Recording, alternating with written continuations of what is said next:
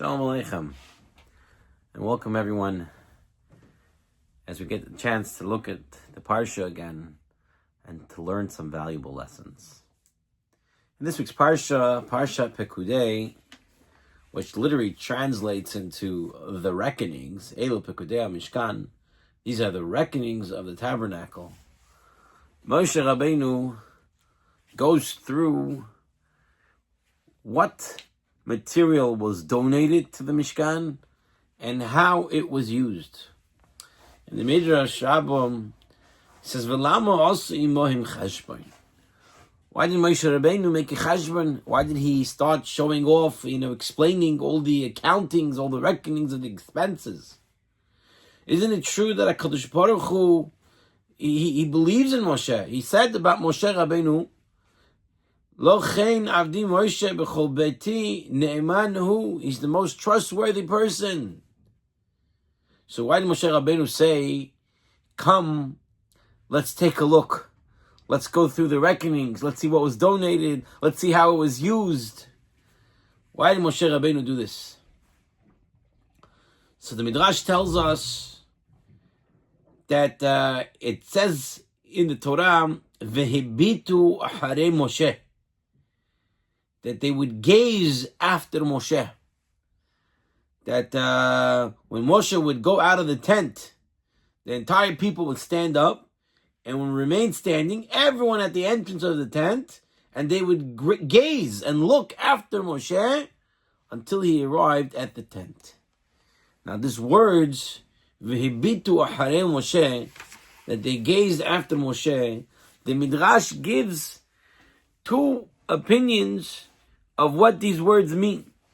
Rabbi Yochanan tells us the people would look after Moshe and they would say, Ashrei yoldato asher zeh omahi ro'avo. Praiseworthy is she who gave birth to this one, and what a great honor she is, privileged to see in him. Kol yomav HaKadosh Baruch Hu medaber imo. Why Moshe Rabbeinu, he gets to speak to HaKadosh Baruch Hu all the time. And he's always in the service of HaKadosh Baruch Hu. And this is what it means that people would gaze after Moshe in admiration. But the Midrash tells us that some people did not. Rabbi Hama says, you know what the people would do? They would gaze at Moshe and they would say, look at the neck of the son of Amram. Look at Moshe Rabbeinu, the back of his neck. They don't call him Moshe, they call him son of Amram, to, a little disrespect. And they say, look, his neck is getting fat. His thighs are getting thick. He's eating well. He's indulging. He's indulging. And his friend would say to him, what? Someone who's working in the Mishkan. Well, you don't think he's going to get rich? Don't you expect him to get healthy? To get wealthy? He's working with so much money. He skims something from the top. Of course he's getting big and thick and stuff like that. He's enjoying the wealth that's coming in.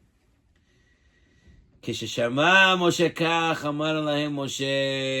heard this, he said to them, Hayechem, Nigmar HaMishkan, Etin Lachem Cheshbon. The Mishkan is going to be finished. I'm going to go through the Cheshbon and tell you exactly where everything went. Exactly where everything went. And that's why he said, Elu Pekudei Mishkan. Come and let's make this reckoning. In fact, Moshe Rabbeinu, as he was sitting and making the Cheshbon, all of a sudden he realizes, he thinks that he misplaced, or he doesn't know what happened to 1,775 shekels. And he started feeling very bad about them. He began to wonder what happened. He said, Ay, Hashem Yisrael. They're going to come out, they're going to say, Moshe Rabbeinu took them. So what did HaKadosh Baruch Hu do? HaKadosh Baruch Hu, either he enlightened Moshe's eyes and he looked up and he saw the shekalim were used to make the hooks for the pillars, or the Zohar says a heavenly voice emerged and said these words, that you use them for the hooks of the pillars. Moshe Rabbeinu, 1,775 shekels, he almost forgot where he went. And right away, he said, HaKadosh Baruch Hu, before people start saying things, help me out.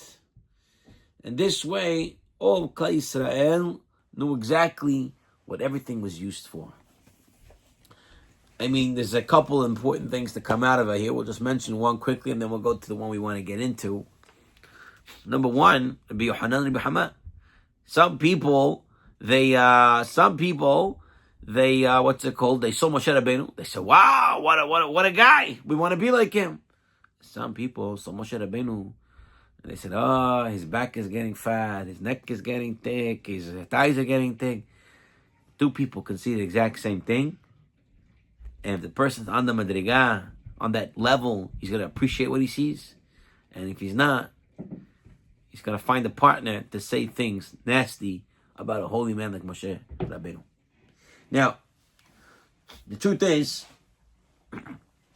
the Mishnah in Masechah Shekalim tells us that the Kohen assigned to the task of emptying the charity boxes in the Beit HaMikdash was not allowed to walk inside, not with shoes, not with sandals, or not even tefillin.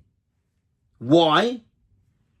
Not even tefillin. Why can't he walk inside to the charity room where all the money was, where all the charity boxes, where all the donations were? Why is he not allowed to walk inside with his tefillin? Says the Mishnah, it was feared that he might be tempted to steal some of the coins as he emptied the pushka. As he emptied the tzedakah box, perhaps he'll steal a coin. Put them where? In his tefillin. Who would ever put in his tefillin? Who would put in his tefillin? Abotai, the truth is, not too long ago, there was a few decades ago, federal custom agents arrested an Orthodox Jew at Kennedy Airport. Why? He was smuggling diamonds in the hollow boxes of his tefillin. He emptied out his tefillin, and he was smuggling diamonds inside. So, unfortunately, that did happen. And so, in order to protect ourselves, we have to make sure, like Moshe Rabbeinu, we come and we make a reckoning, and we say, this is it. You have integrity. You show, hey, I did it this way. I did it that way. A person has to protect himself from suspicion. Just like Moshe Rabbeinu, the greatest man. Hashem believes him. He says, I'm not going to fall into this. This is what everything was used for. There's a story told about a man who came to Beit Din, and he was required to either take an oath or to pay the amount. You can either or pay or take an oath that you don't know it. And to the surprise of everyone in the courtroom, he first swore and then he vowed to pay the money. And when they asked him, you could do either or, why'd you do both? He said, if I agreed to pay and not swear, people would say that I attempted to steal, but the Beit Din of the forced me to confess. That's why I paid. And if I would indeed swear, people would say that I was a liar. So if I paid, people would think I was guilty. And if I swore, people would say I was lying. So this way I did both. I showed you I wasn't guilty by swearing. And then I paid so that I would not, look suspicious to anyone. The guy went above the letter of the law. He swore and he paid. I'll tell you very interesting story, Abotai. We all know the father of the Musar movement, Rav Yisrael Salanta Zechazidik Ubracha. Oh, what the world will be if more people learn Musar. Rav Yisrael Salanta, true story. He once went to a very wealthy philanthropist's office, and stacked at this rich man's desk, were thick wads of 100 ruble notes. As they were talking, the rich man was called out of the office, leaving Rav Yisrael Salanta all alone. After a few minutes, the rich man comes back to the room, and he finds the room empty. The money's on the table. Rav Yisrael Salanta is not there. He goes looking for for the rabbi, and he finds Rav Yisrael Salanta standing outside on the street, outside the office. So the rich man says to Rav Yisrael Salanta, why are you standing outside? You could wait in the office. I just left over for a minute. Rav Yisrael Salanta said, the Gemara tells us in Masechah Baba Batra that most people are suspected of some form of thievery, while only a minority are suspected when it comes to immoral behavior.